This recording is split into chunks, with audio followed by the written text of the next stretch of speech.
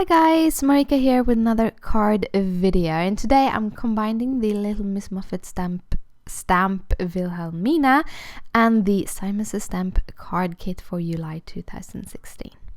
So first I'm going to show you the whole card kit, go through it piece by piece. You get a little lollipop and then you get 4 of these gorgeous ink cubes from Simon Says Stamp. They are hybrid inks. I'm going to talk about that a little bit later when we start doing the card. You also get this watercolor brush, which has like a water container, so you don't have to dip it into a water all the time. You also get some papers by Pink Fresh called Indigo Hills. They are gorgeous. I really love the color palette on this card kit. It's very soft and sweet. Yeah, it's just completely lovely. And there my camera went a little bit. Yeah, that happened when you have it on autofocus. It doesn't always agree with the papers, but that's how it is. But these papers are super gorgeous. They have like this watercolor feeling. You also get 2 sheets of some watercolor cardstock, and then you have this beautiful stamp set. Also you get your paper with all the cards in, and then you get the card bases, which is beautiful cardstock in beautiful colors. And yeah, that was the full card kit of this month. And this is the card I'm creating today. So to begin with, this is the Polka Dot Pals Wilhelmina, and she is just completely gorgeous, and I thought she would be perfect to work with this kit. So because she's a little bit more of a classy lady. And I'm going in with my favorite skin colors as usual: E04, E11, E21, E00 and E50. But when I come to like this face, I kind of realized I forgot the eyes. So I'm doing my little eye circles and then filling them in. If you want to see more how I make eyes, I have a little video about that. I'm going to do a little annotation up here that you can click on for that. And then I'm just going in with the B63 for the eye whites, and then just go on with the skin color. And together with the skin color, I'm going to use some R30s for her cheeks, because I want her to be all rosy and gorgeous. And of course I couldn't stop myself, so I went in with E57 for some freckles. A whole bunch of freckles. I'm using a blue Copic marker for her eyelashes, because I kind of like the blue mascara look. Had one when I was young. For her hair, I'm doing a kind of a grayish brown, the E40s, which you can get colors all from being platinum white almost, or a platinum blonde, to a little bit of a darker color. And today I'm doing a little bit of a darker color with the E44, and actually spreading that E44 pretty wide. The less of the E44, the more of the other colors you use, the lighter it is, of course. And then I just kind of streak the hair with the other pens. For her clothes today, I'm going to use the T4s to make kind of sort of whitish grayish shadowing.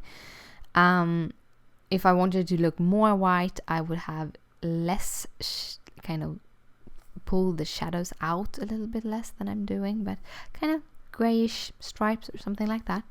And then I'm having some blue violets, and these are actually the colors I tried to color combination together with the card kit. So I'm kind of look through my hex chart, these are the Almanac hex chart, and look through and kind of chose these color to fit together for a kind of lavender dress and clothing. Yeah, and then I'm using my EK Success Cutter B scissors and carefully doing some of that fussy cutting all around the edge. And as I said before, I love fussy cutting. I just love it. And I like to keep it in so you can see that I actually do this by hand. Afterwards, I'm going to use my Martha Stewart craft knife and cut the little holes out with that. And all the details and all of the supplies are listed in the description down below. So now I'm going to do the background. And I'm going to do the background twice. First, I'm going to add this and do a little bit of kind of an edge around the edges together with a pencil. And I'm doing this because I want to know about where I'm supposed to put the flowers, because I want them to overlap that flap a little bit, but just a little bit, so that you get some stamping both on the edge and on the kind of flap. I put some protective paper underneath, and I'm gonna do all of the stamping. And the stamping is done with some my favorite things, slate gray ink. This is a hybrid ink, which actually works pretty good with watercolors.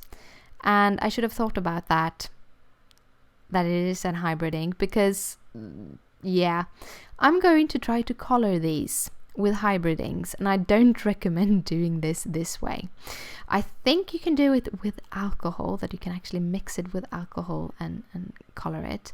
But yeah, first I'm going to do the sentiment. So I put a sheet of transparency on top of my die, and then I'm trying carefully to kind of add that little stamp on top of it on the transparency, because it kind of fastens a little bit on the transparency.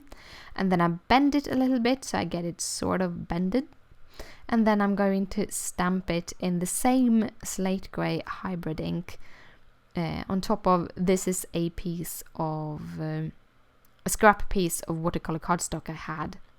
It's not the same as the one I stamped on. The one I stamped on was the Distress watercolor cardstock. This is just Canson, a piece of Canson I had laying around.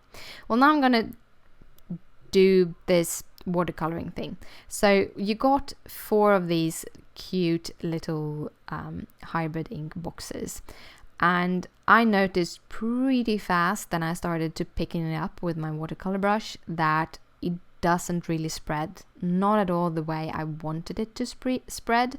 I mixed it with water, and then I could get sort of a even water, but I couldn't give the strong colors, because then it didn't have that much water in it, and then it wouldn't really spread. I would recommend either trying to use alcohol, because I think that would actually mix this color better, or not color with them, just stamp with them, because hybrid ink works great when you are coloring with other inks, and you can stamp the outlines with them. And I'm going to show you that, because I decided that I didn't want this part to be on the front side of my card, because it wasn't bright enough. I wanted to have a really bright background, and that just ended up being kind of muted. So what I did, I actually just turned this around, because it has a flap. I kind of thought that, well, when you open it up, you will see that little thing on the inside instead. So I turned the cardstock around, and now I'm inking up the same stamps, but with those hybrid ink cubes. So the hybrid ink will kind of resist the water when it has dried, which is awesome when you do watercoloring, because it's easier to kind of stay in the lines, because it will push the ink to be inside the lines instead of kind of seeping through. So use the yellow and the bluish greenish. Then I'm going to use some shaded lilac and a little bit of mustard seed of distress inks, because distress inks are dye inks, and dye inks are wonderful to watercolor with.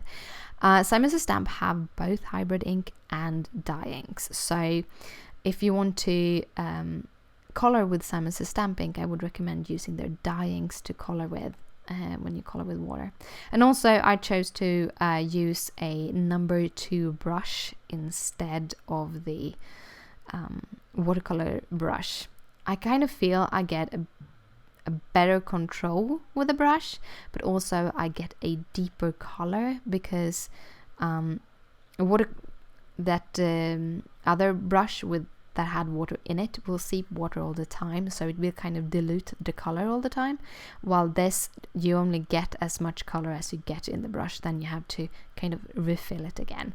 So yeah, and this I used the die and cut it out for it to be done, and then I'm going to do the card base using the white cardstock that came in the kit, with it 120 pound cardstock by Simon Says Stamp. And if it cracks a little bit, just go over with your bone folder on the back and it will not show. Then I'm using some tape runner just on the edges of that piece so that the flap can flap without getting glued down. Then I'm just adding the whole piece on top of the card base, and there you have the little flappy thingy. To finish this off, I'm going to use that little sentiment to kind of lock the flap in place. The little die there comes from the MFT Blueprints 28, so it's from the same blueprints as the flap die that I used for the flap.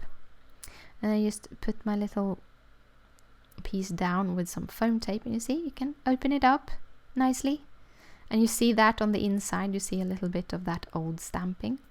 And then I'm adding some foam tape pieces on the back of Wilhelmina and put her in the middle.